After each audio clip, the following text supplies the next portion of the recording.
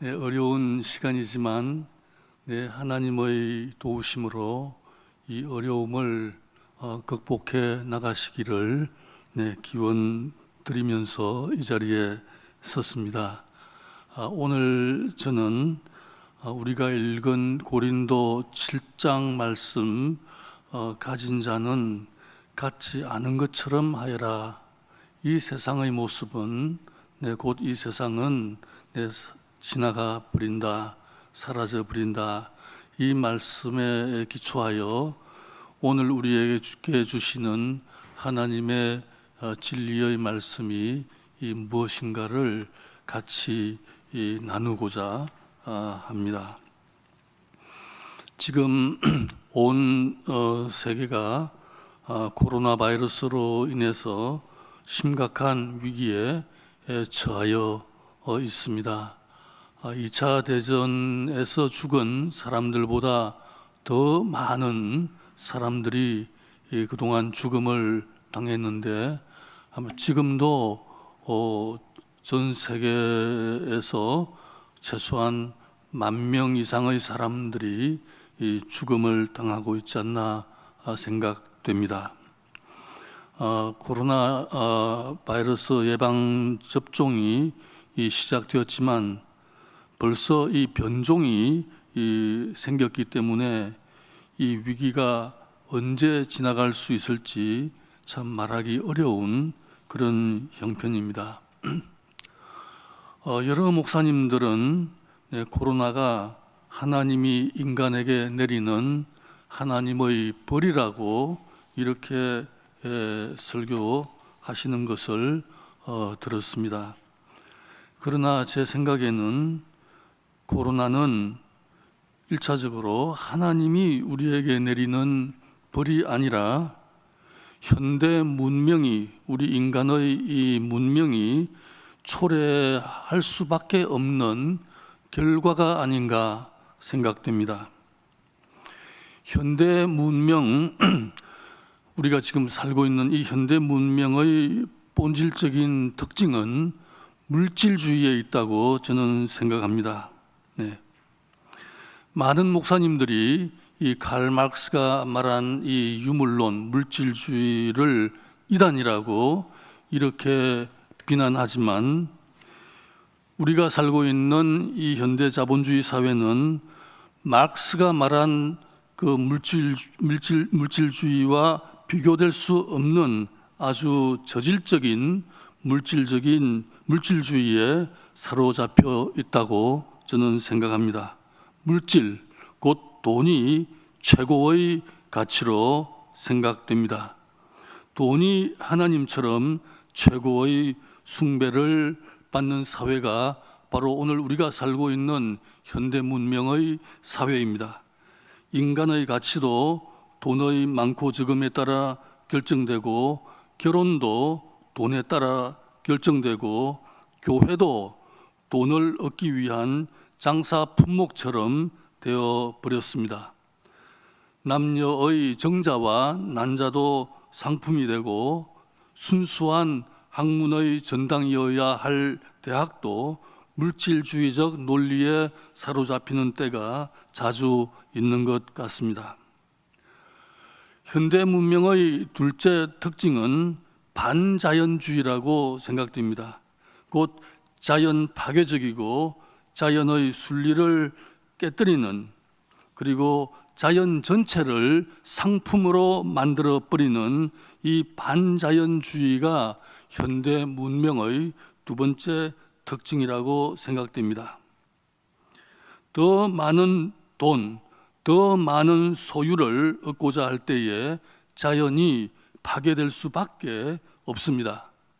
고층 빌딩을 지어 자연의 공기 소통을 막아버리고, 자연 생명들의 그 삶의 터전을 빼앗아버리고, 자연의 생명들을 죽입니다. 자연의 모든 것이 상품 가치로 보입니다.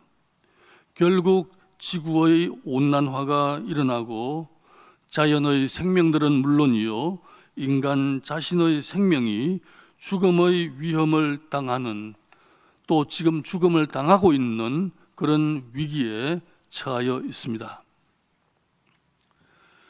물질주의와 반자연주의, 그 배면에는 인간의 이기심과 탐욕이 도사리고 있습니다.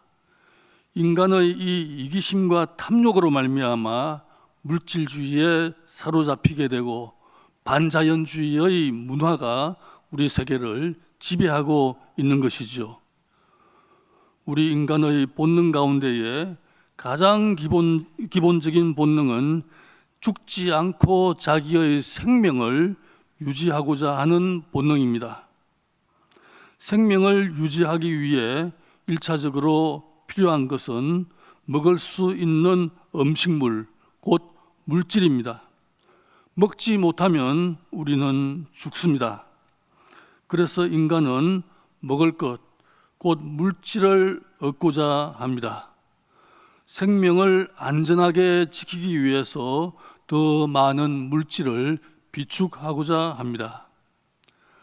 그런데 우리 인간에게는 아주 고약한 본성이 있습니다. 그것은 아무리 많이 비축해도 만족할 줄 모르는 본성입니다.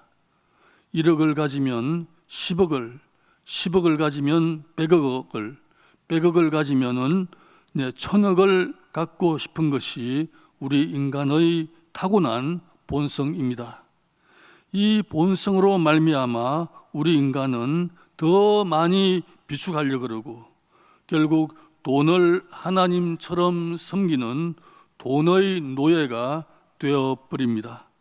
자연을 파괴하고 우리의 삶의 기초가 되는 이 자연을 파괴하고 자연의 생명들을 무자비하게 죽입니다.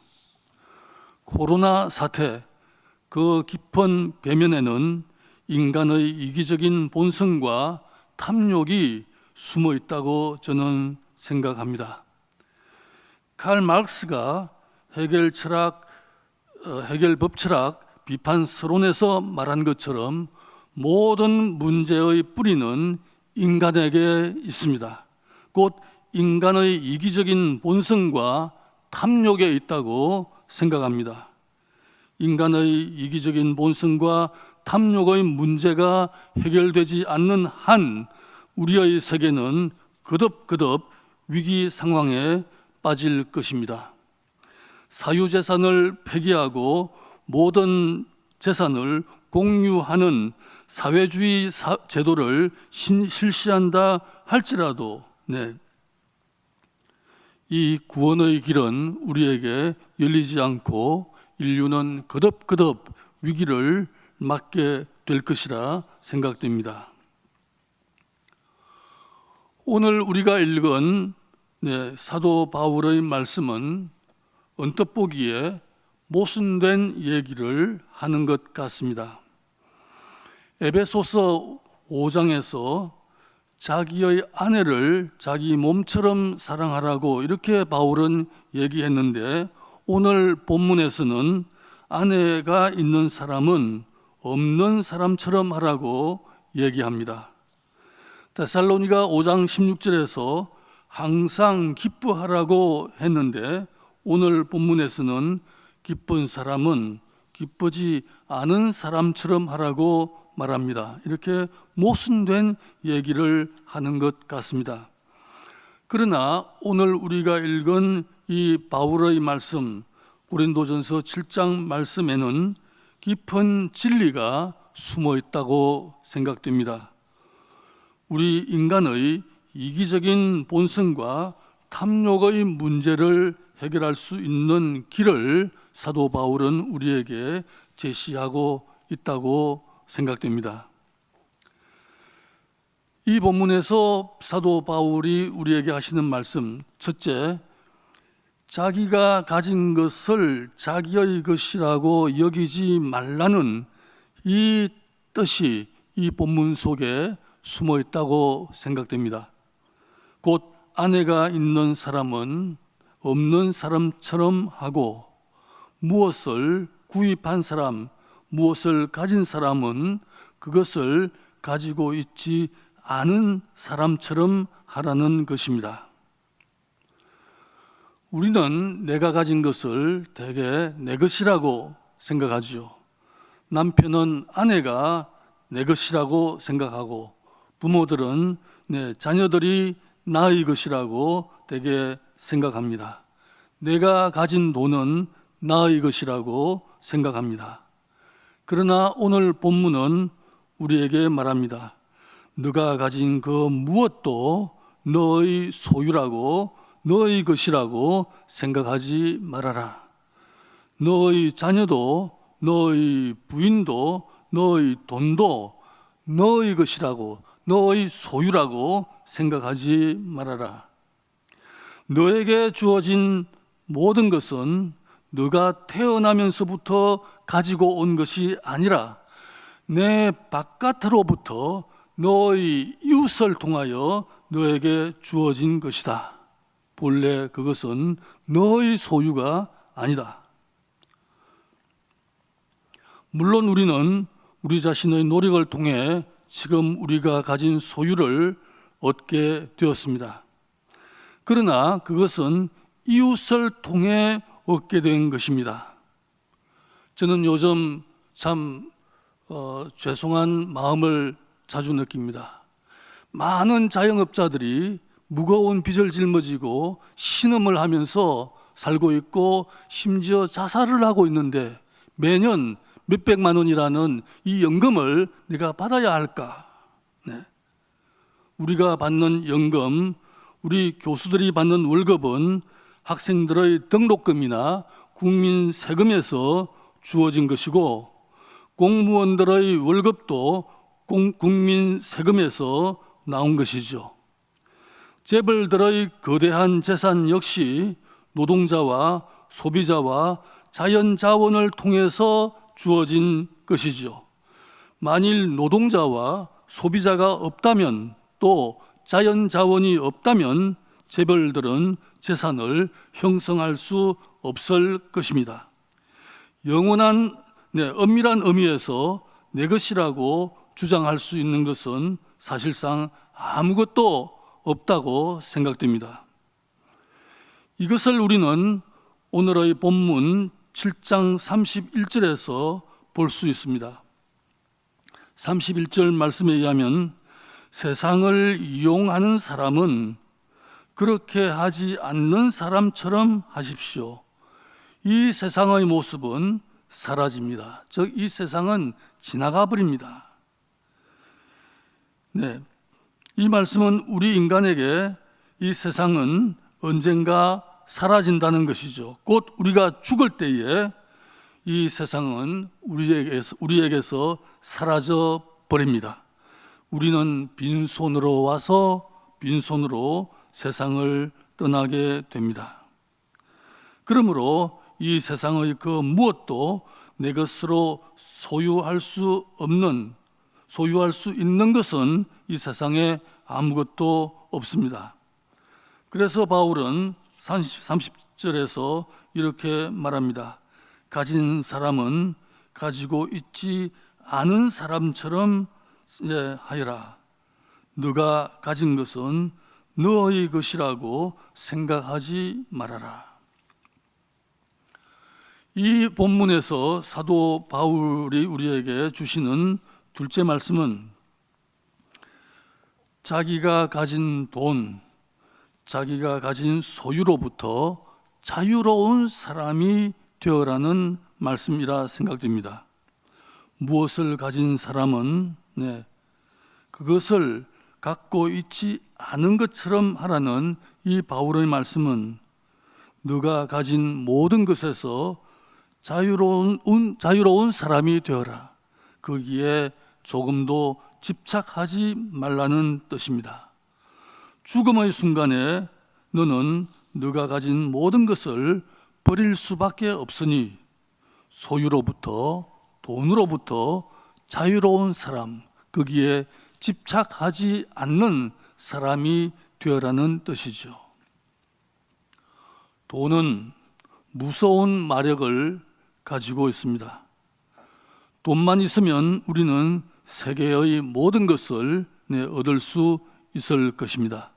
마음대로 세계 여행을 다닐 수도 있고, 세계 곳곳에 고급 빌라를 살 수도 있고, 아름답고 멋진 배우자를 살 수도 있고, 돈은 추한 것을 아름답게 만들 수도 있고, 불의한 것을 어렵게 만들 수도 있고, 거짓을 진리로, 진리를 거짓으로 만들 수 있는 힘을 가지고 있습니다. 돈이 있어야 교회에서 장로 추대를 받을 수 있습니다. 그래서 사람들은 더 많은 돈을 갖고자 합니다. 그러나 결국 돈의 노예가 되어버리죠. 사도 바울은 오늘 우리에게 이렇게 말합니다. 무엇을 가진 사람은 가지고 있지 않은 것처럼 하라. 곧 돈에서 자유로운 사람, 소유에서 자유로운 사람이 되라. 우리가 성서를 조심스럽게 읽어보면은 이와 같은 말씀이 성서 도처에 있는 것을 볼 수 있습니다. 예수님도 말씀하시죠. 내일 무엇을 먹을까 마실까 입을까 염려하지 말라. 내일에 대한 염려 때문에 비축하지 말라는 것이죠. 주기도문에서도 오늘 우리에게 일용할 양식을 주옵시고 내일 나에게 필요한 것을 주십시오 기도하지 말고 오늘 나에게 필요한 것을 주십시오. 또 출애굽기 16장 말씀해 보면은 그날에 필요한 양의 메추라기만 거두고 그 이상의 것을 거두어서 비축하지 말라. 너가 비축할 때에 그것은 썩어지기 시작한다는 성서 곳곳에 이러한 말씀이 기록되어져 있습니다. 이 성서의 전통에 따라서 사도 바울도 우리에게 오늘 소유를 비축하려는 그 욕망을 버리고 소유에서 자유로운 사람이 되라고 이렇게 말씀하시죠. 일반적으로 자연의 짐승들은 비축을 알지 못합니다. 그들은 배가 부르면은 그것으로 만족합니다. 그래서 자연의 짐승들에게는 곳간이 없고 예금 통장이 없습니다. 자연의 생물들 가운데에 곳간과 예금 통장을 가진 것은 인간뿐입니다. 우리 인간은 아무리 배가 불러도 만족하지 않습니다. 자기의 생명을 안전하게 지키기 위해 끝없이 비축하려고 합니다. 이 세상은 돈을 하나님처럼 모시고 사는 그런 사람들, 돈의 노예가 되어버린 비인간적인 인간들이 모여 사는 세상으로 변모되었음을 우리는 지금 눈으로 보고 있습니다. 이에 성서는 말합니다. 무한히 비축하고 싶은 욕망을 버려라. 그날에 필요한 양의 메추라기만 거두어라. 아파트에 아파트를 사고 또 사고 그래서 수십 채 수백 채의 아파트를 소유하고 싶은 이 마귀의 욕망을 버리고 네가 가진 돈을 선한 일에 쓰라. 궁핍한 이웃에게 베풀어라. 가진 자는 갖지 않은 것처럼 하여라. 소유에서 자유로운 사람, 인간다운 인간이 되어라. 우리 인간에게는 돈이 사실은 생명과 같습니다. 돈이 없으면 살 수가 없기 때문이죠. 그래서 우리가 가진 돈을 교회에 헌금으로 바친다든지 또 선한 일에 쓰는 것은 우리의 생명을 하나님께 바치는 것과 같습니다. 그것은 우리 이웃 앞에서 우리 자신을 비우는 행위입니다. 나를 비우고 너와 내가 연합되는 행위이지요. 우리 앞에 앉아 계신 한 태동 박사님께서 최근에 또 금액의 그 돈을 내어놓으셨는데, 우리가 돈을 내어놓는다는 것은 나의 생명을 내어놓는다는 것과 같고, 너와 내가 연합되는, 하나님 앞에서 나를 비우는 행위입니다. 제가 이 말씀을 실천한 분들이 역사적으로 상당히 많이 있습니다. 프란시스의 아시시의 성 프란시스, 또 우리가 잘 아는 경주의 최부자라든지, 이런 분들은 바로 이 말씀을 실천한 분들이죠. 또 세계적인 러시아의 문호 톨스토이도 이 말씀을 실천했습니다. 자기의 재산을 마지막에 거의 다 팔아서 가난한 사람들에게 나누어 주었습니다. 자기가 사는 성도 팔려고 하니까 부인이 그것을 반대를 해가지고 결국 톨스토이가 자기 가정을 버리고 거지처럼 떠돌아다니며 살다가 마지막에 어느 시골의 작은 기차역에서 자기 홀로 죽음을 당했다고 합니다. 제가 잘 아는 어느 할아버지도 이 말씀을 실천을 하셨어요. 이 할아버지는 조선조 말에 무관이셨는데, 무인 출신이신데 정삼품 당상관으로 계시다가 나라가 일본으로 넘어가게 되자 관직을 내려놓고 귀향을 해가지고 나중에 거기에서 큰 재산을 형성했습니다. 그런데 그 할아버지가 그 지역의 어려운 사람들에게 곡식을 나누어 주고 또 옷감을 나누어 주고, 그리고 그 차용증을 받지 않고 돈을 빌려 주었다고 합니다. 차용증을 받지 않는다는 것은 돈을 그냥 주는 것과 마찬가지이죠. 그 증명서가 없으니까 돈을 다시 돌려달라는 얘기를 할 수가 없기 때문이죠. 이렇게 우리 주변에는 또 이름 없이 이 하나님의 말씀을 실천하는 분들이 상당히 있습니다. 오늘 본문의 말씀의 그 핵심도 여기에 있습니다. 곧 하나님과 이웃 앞에서 우리 자신을 비우라는 것입니다. 너를 주장하지 말고 너를 비워라. 너를 포기하라. 너를 중심에 내세우지 말고 이름 없이 봉사하고 베푸는 사람이 되어라. 너의 기준에 따라 이웃을 정죄하지 말고 서로 용서하고 용납하여라. 있는 그대로 받아주어라. 물이 흐르는 것처럼 그렇게 살아라. 무한히 쌓으라는 사탄의 이 달콤한 유혹을 뿌리치고 너의 소유를 내어놓는 사람이 되어라. 돈을 최고의 가치로 여기는 단세포가 되지 말고 신음하는 사람들과 연합하는 사람이 되어라. 너 자신을 비워라. 이 세상 모든 것은 언젠가 너에게서 사라져 버린다. 너가 영원히 소유할 수 있는 것은 아무것도 없다. 영원히 남는 것은 사랑뿐이다.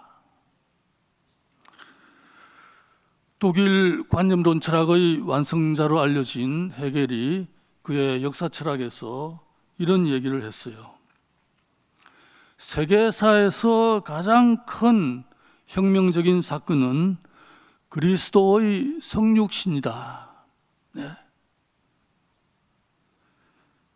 곧 하늘에 계신 하나님의 아들이 자기의 영광을 버리고 자기를 비우고 자기를 낮추어서 인간이 되어 이 세상으로 오신 이 성육신의 사건이 세계사에서 가장 큰 혁명적인 사건이라는 것이죠. 저는 곰곰이 생각해 보았습니다. 어떤 의미에서 이 성육신이 가장 큰 혁명적인 사건일까? 성서는 성육신한 예수 그리스도를 가리켜 거룩한 분이라고 말씀하십니다. 왜 그리스도께서 거룩하신 분인가? 결코 많이 소유했기 때문이 아니지요. 큰 권력과 명예를 소유했기 때문도 아닙니다. 자기를 낮추고 자기를 비우고 우리 인간을 구원하기 위해 이 탐욕과 이기심으로 가득한 이 세상을 구원하기 위해 자기의 생명을 바쳤기 때문에, 자기를 포기하였기 때문에 그 예수님이야말로 거룩한 분이고, 그 예수님이 인간의 몸을 입고 이 세상에 오신 이것이야말로 이 세계사에서 가장 큰 혁명적인 사건이라는 이런 의미가 이 헤겔의 말에 담겨져 있는 것 같습니다. 이 세상에 오신 예수님은 자기를 낮추어 세리들과 죄인들의 친구, 이 세상의 낮은 사람들의 친구가 되셨습니다. 결국 우리 죄를 위하여 자기의 생명을 제물로 바쳤습니다. 이 길 외에는 이 세상을 구원할 수 있는 다른 길이 있을까? 사회주의나 공산주의가 이 세상을 구원할 수 있을까? 자본주의가 이 세상을 구원할 수 없다는 것은 지금 우리가 눈으로 보고 있고요. 이 예수 그리스도 외에는 구원의 길이 없다고 생각됩니다.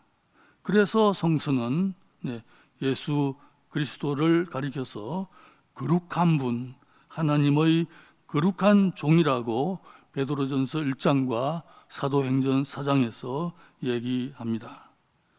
십자가에 달린 거룩하신 하나님의 아들 그리스도는 오늘 우리에게 말합니다. 내가 거룩하니 너희도 거룩하여라. 내가 거룩하니 너희도 거룩하여라. 감사합니다.